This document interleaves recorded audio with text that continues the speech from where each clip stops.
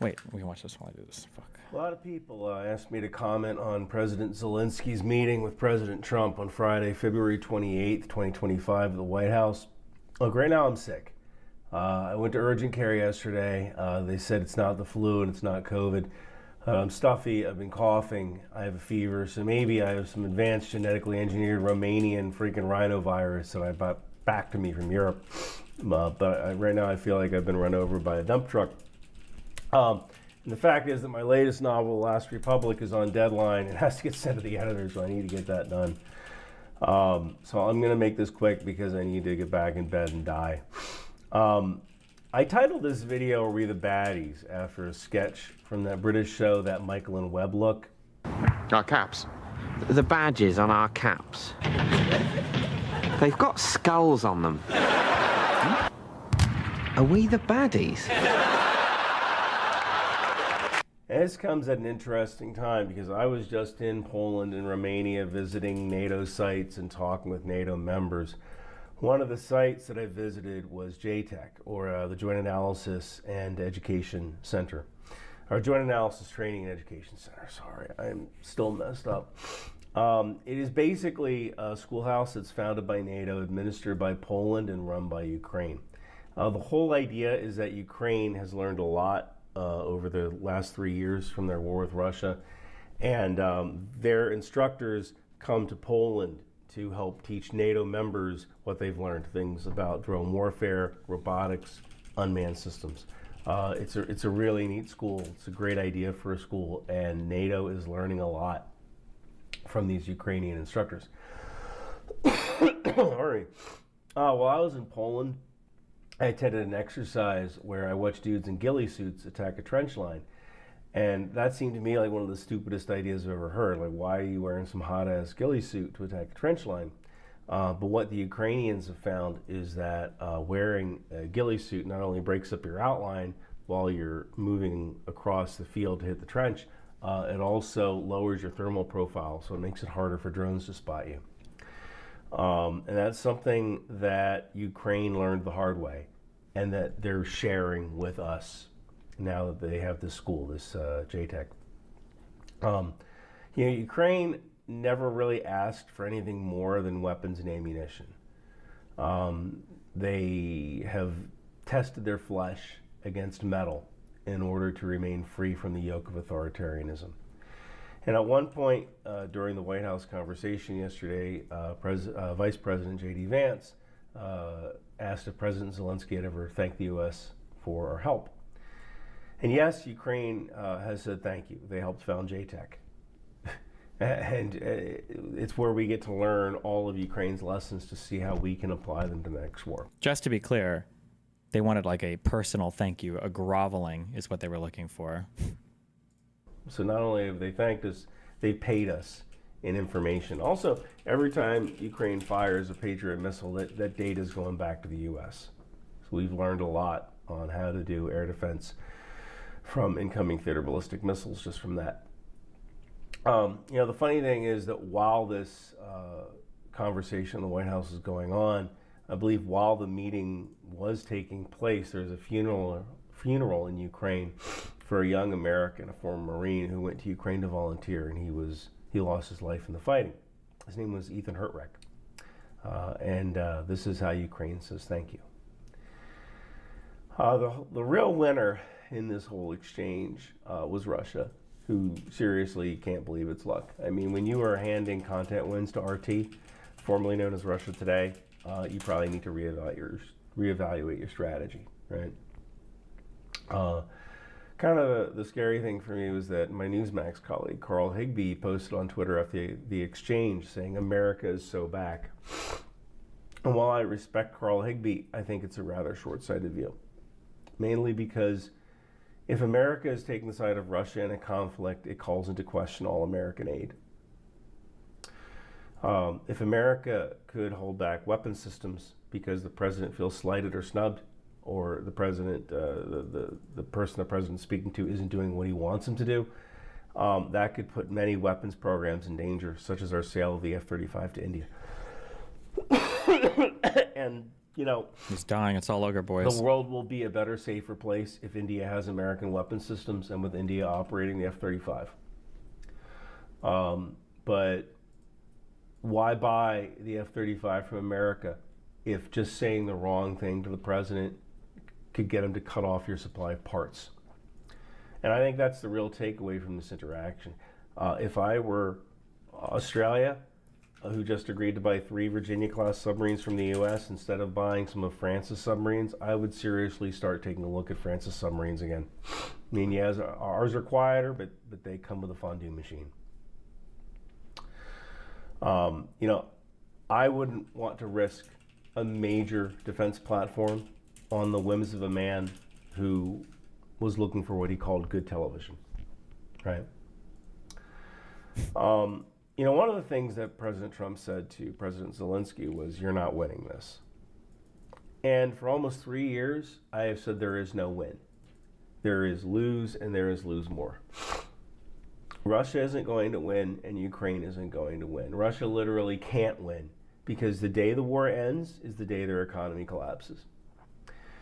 But if America champions the cause of Russia, or even takes their side or pursues sanction relief for Russia, then that gives Russia a soft landing and they can lose less.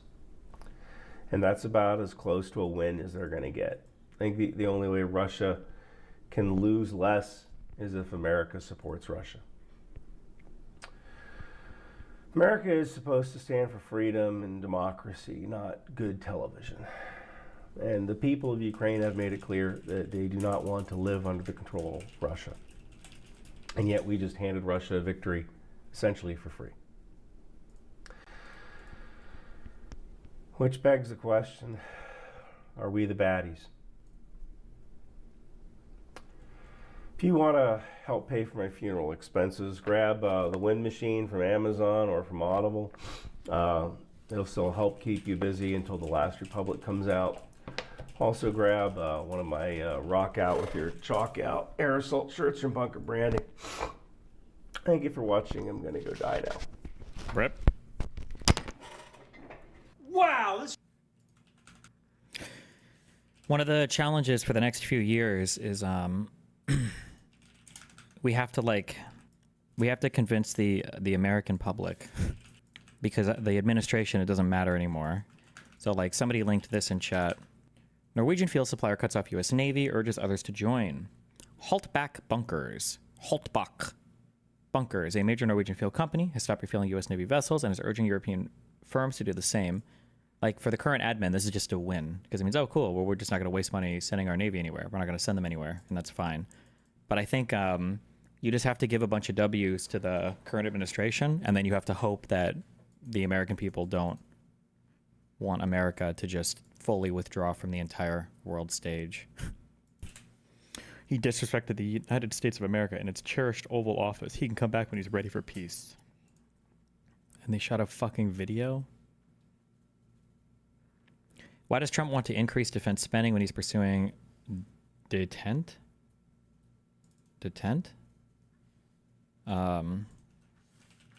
With China and Russia?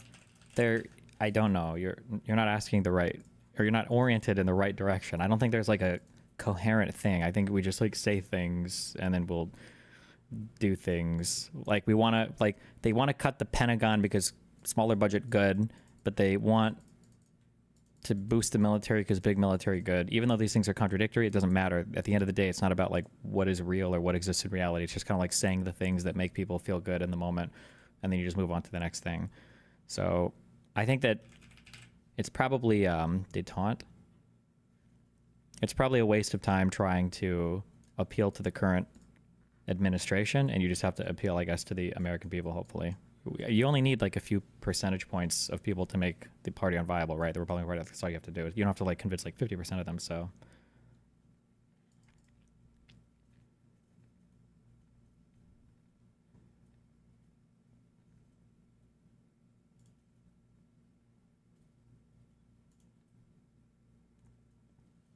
Are you aware of JIT versus AOT compilers? Yeah, but I don't think anybody really uses JIT anymore. The AOT ones are just way more, they're just easier to deploy across an entire network, I think, and have everybody I don't even know what those mean. Attack on Titan versus JIT. I don't know what either of that is.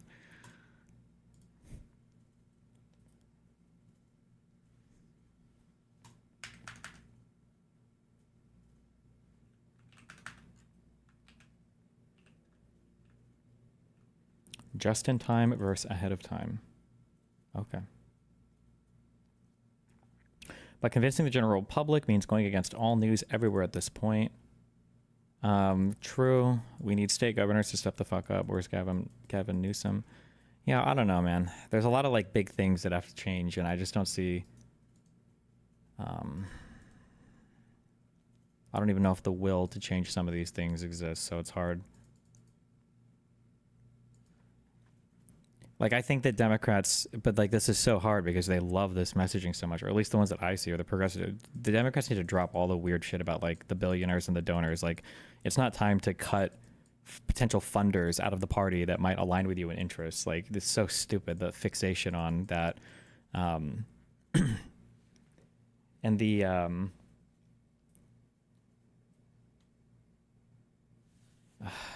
Jesus, I don't know, man. It's a lot of dumb shit. All the left media that doesn't care about actual elections is fucking stupid.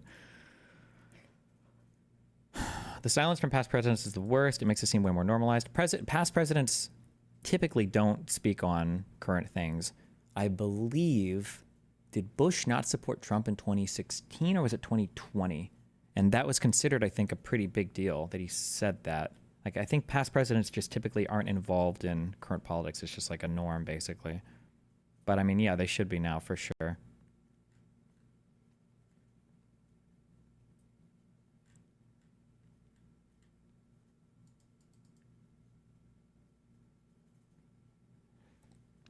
Deepak interviewed top 10 congressmen and senators the past 2 weeks, Raskin, Warren, etc., and literally none of them have a fucking path forward.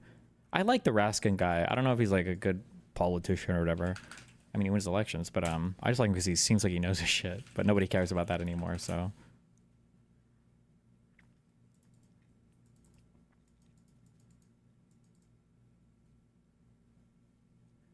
To be fair, Trump did win on that populism shit. It makes sense why leftists want their own populist message.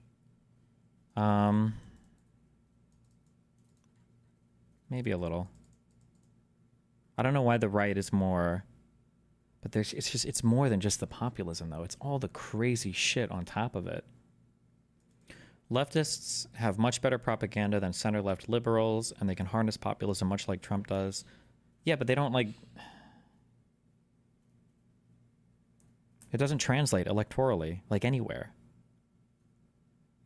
Like where are all of our communist socialist fucking candidates winning elections? I think countering the Putin just wants peace narrative is an important one. Maybe going over all the different peace agreements that he's brought. But these people don't care about the facts. That's the difficult thing. Like like every time it's like, oh, well, we just need to show them all of these things in the past. Like they won't believe in any of it, right? Or they only need, remember, on the conspiracy brain on the right, they only need one thing. They can be wrong on 19 things. They only need one right thing, and that's it for them. And then on the other side can be right about 19 things and wrong on one thing, and that's enough for them to discount it. Like there's something else going on. Yeah.